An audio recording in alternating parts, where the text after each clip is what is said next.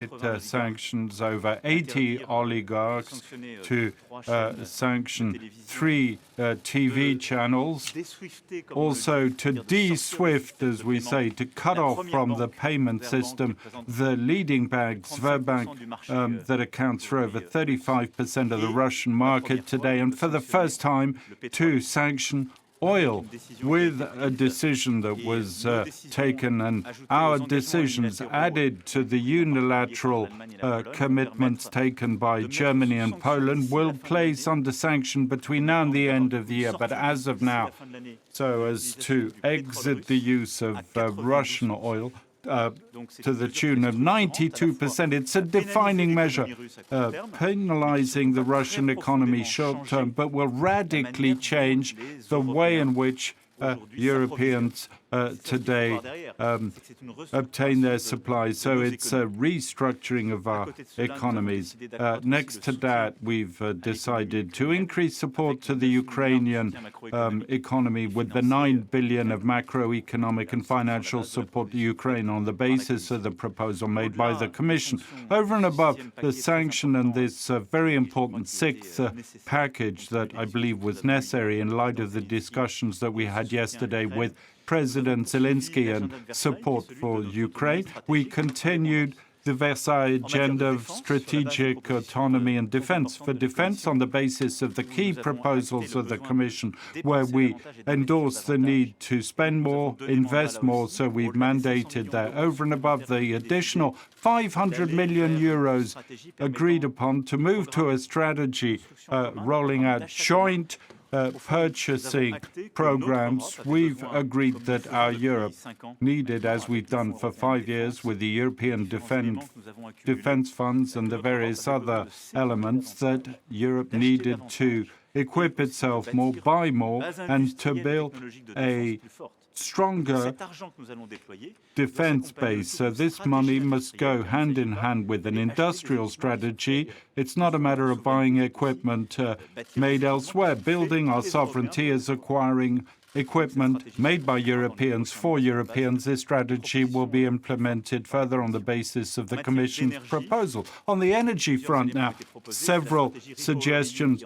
Repower EU is at the heart of this to provide answers and support to the states, given price volatility and national measures taken to meet this rising price of gas and electricity. We need systems that can help the weakest states to factor in the financial pressure exerted on them. We see that for France, since last October, we've taken steps to freeze gas and electricity prices. Repower EU will also allow us to support our strategy for greater independence. We confirmed the mandate for common gas purchases. That's important, that discussions with the sovereign states enabling a diversification of our supply must happen through this mechanism in respect of Qatar and other countries. And behind that, of course, we've approved joint funding so as to adapt our systems to this gradual exit from fossil fuels, in particular Russia. Put simply, the decision we take in the 6th package of sanctions will, for many countries, require linking existing and to totally revamp refineries and structures, and that investment will be supported by this Repower EU setup. The heart of the strategy, the goals, is 4 goals we mustn't lose sight of. The first, prices. We must have sustainable prices for businesses and households. Second, our independence. We want to exit dependency on Russian oil and gas as soon as possible, not creating other dependencies. The third one is climate, equally important. So this goal of independence must happen, not forgetting that exiting Russian gas is a good thing. It doesn't replace the full exit of gas, moving to renewable and nuclear power ways of producing energy without greenhouse gases. And fourth point, joint public finances.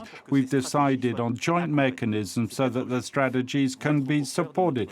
These 4 goals will be at the heart of our strategy going forward. And lastly, we discussed food security through a discussion that I wish to have with Macky Sall as President of the African Union. We've confirmed our goals. France, in close conjunction with Senegal as President of the African Union, supporting this goal of defending food security, short term, working closely with Turkey under the aegis of the UN to produce exit the capacities in Ukraine, 20 million tons of grain and cereals to be sent to the countries most in need. And then with the World Food Programme, with the World Trade Organization and the UN to have the transparency mechanism that will limit stocking and excess stocks by some, and to produce more, to export more to the countries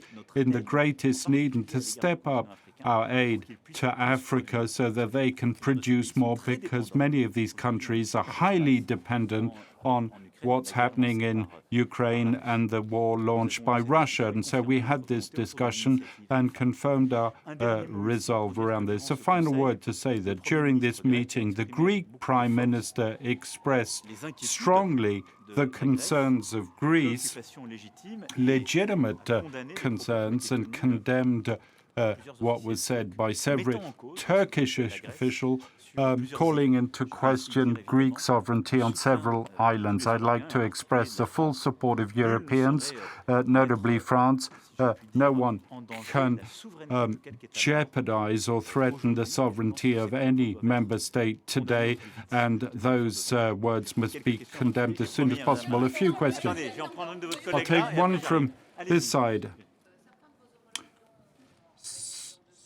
Some of your colleagues said that this won't lead to an embargo on gas. What's your view?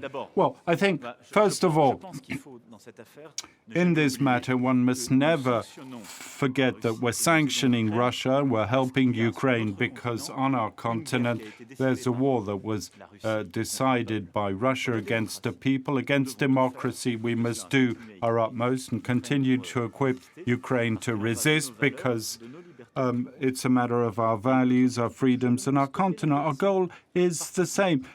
Stop the war without participating. We need to be humble. 2 months ago, no one thought it possible that there would be sanctions on Russian oil. Many leaders were before you saying we'll never touch oil and gas. That's for sure. That's why this sixth package is a landmark. We've clearly decided to sanction as of now and to exit as soon as possible from oil. And the exemption measures were decided for states that are highly dependent and whose refineries cannot be converted rapidly and don't have access to the sea. So in very specific cases with a time limit of 18 to 24 months. And I'm thinking about what was granted to the Czech Republic, that was the possibility of continuing to obtain those volumes because it has no possibility to diversify, limited in time with monitoring by the European Commission and best efforts verified. So what was decided today, the sixth package, is a very strong package that a few weeks ago no one thought it possible. We mustn't rule anything out for the coming weeks. It all depends on how the situation evolves on the ground. We mustn't rule anything out.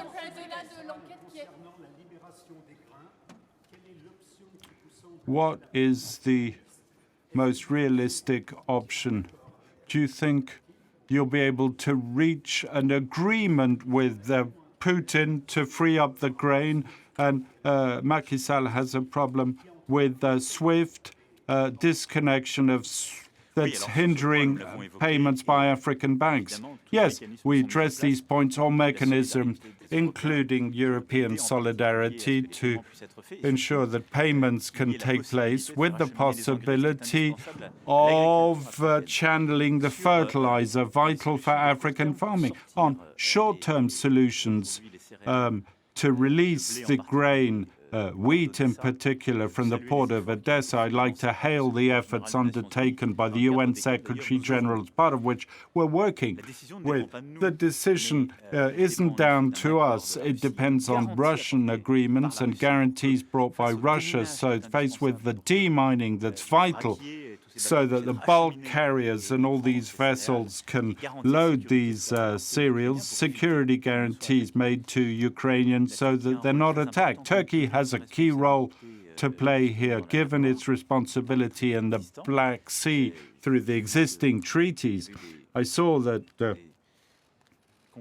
there were positive conclusions to discussions between President Erdogan and President Putin. I hope the coming days will see a resolution of. I'd like to welcome the great clarity of President Zelensky on this, who reminded me of his will to go down this road, but he needs legitimate security guarantees that we can't give to Russia, because Russia has decided on the war. It's the UN framework that would allow us to achieve it. I proposed in the discussion we had Olaf Scholz last Saturday with Putin that we decide on a UN resolution to set a clear framework to these operations. We're now waiting on Russia's response to this, and we're constantly in touch with the UN Secretary General. A word on the death of our colleague Frederick. Will France take an initiative, and you're an interlocutor of Putin? Personally, will you take an initiative in order to find a solution, to get explanations to what happened? I'd like to repeat my condolences and be absolutely clear. France has always fought, will continue to fight against impunity. And so, yes, there's the investigation that was decided by our judges, and international investigations to be done in conjunction with the Ukrainians. We've already launched several investigations as part of the internationals, and it will cover this crime and the murder of your colleague. I'd also like to condemn very firmly the first words that I heard from officials challenging the status of a journalist, of your colleague whose presence on the ground. That's unacceptable. A framework exists.